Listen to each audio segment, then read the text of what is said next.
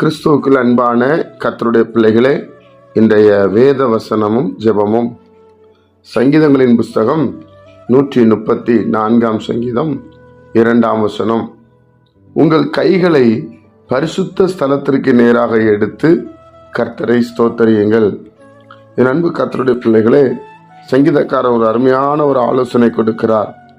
உங்கள் கைகளை பரிசுத்த ஸ்தலம் என்றால் கர்த்தரை ஆராதிக்கிற ஸ்தலம் சொல்லலாம், வானத்துக்கு நேராக சொல்லலாம்.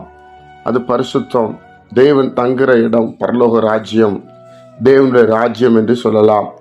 எப்பொழுதும் கர்த்தருடைய பிள்ளைகள் ஆண்டவருடைய ஸ்தலத்தையே நோக்கி இருக்க வேண்டும். கைகளை உயர்த்தி ஸ்தோத்திரம் பண்ணுகிறவர்களாய் காணப்பட வேண்டும். அப்போதான் வேதம் சொல்லுகிறது, வானத்தையும் பூமியும் உண்டாக்கின கர்த்தர் சீயோனிலிருந்து ஆசீர்வதிப்பாராம். என் அன்பு கர்த்தருடைய பிள்ளைகளே, அப்ப நம்ம எப்பவுமே கைகளை பரிசுத்த ஸ்தலத்துக்கு நேராக ஏறெடுக்கிறவர்களாய் நாம் காணப்பட வேண்டும். வேதம் என்ன சொல்லுகிறது? எனக்கு ஒத்தாசை வரும் பர்வதங்களுக்கு நேராக என் கண்களை ஏறெடுப்பேன். வானத்தையும் பூமியும் உண்டாக்கின கர்த்தரிடத்திலிருந்து எனக்கு ஒத்தாசை வரும் என்று வேதம் சொல்லுகிறது. அப்போ நமக்கு ஒத்தாசை வருகிறது இடம் பரலோக ராஜ்யம்தான், தேவனுடைய ராஜ்யம்தான். இயேசு கிறிஸ்து தான் நமக்கு ஒத்தாசை அனுப்புகிறவர். என் அன்பு கர்த்தருடைய பிள்ளைகளே, நம்ம எப்பவும் கையை அவரையே நோக்கி பார்ப்போம். ஏதோ ஒரு தேவையில் இருக்கிறீங்களா? ஏதோ ஒரு காரியத்தில் சோர்ந்து போயிருக்கிறீங்களா? யாருமே இல்லைன்னு கவலைப்படுறீங்களா? பயப்படாதீங்க. உங்களுக்கு உதவி செய்ய பரலோகம் இருக்கிறது. பரலோகத்திலிருந்து தேவன் பார்த்து கொண்டே இருக்கிறார்.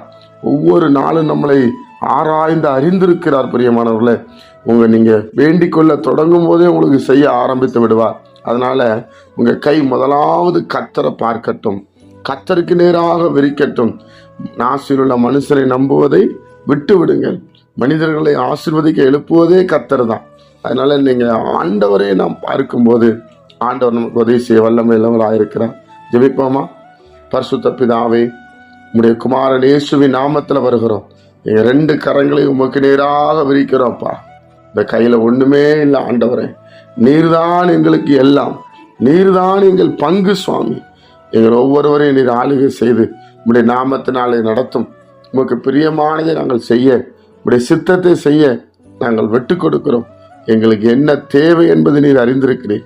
உடைய ஆண்டவரை எங்கள் தேவைகளை சந்தித்து கேட்கிற ஒவ்வொரு பிள்ளைகள் மேலே ஒரு சமாதானத்தை வருஷிக்க பண்ணும். எந்தெந்த காரியத்தில் தொய்ந்து போயிருக்கிறாங்களோ, சோர்ந்து போயிருக்கிறார்களோ, அதில் ஒரு வெளிச்சத்தை கட்டளையிடும். கர்த்தர் அப்படி செய்து உடைய நாமத்தை மையப்படுத்தும். இயேசு கிறிஸ்துவின் மூலம் ஜெபிக்கிறோம் பிதாவே, ஆமென்.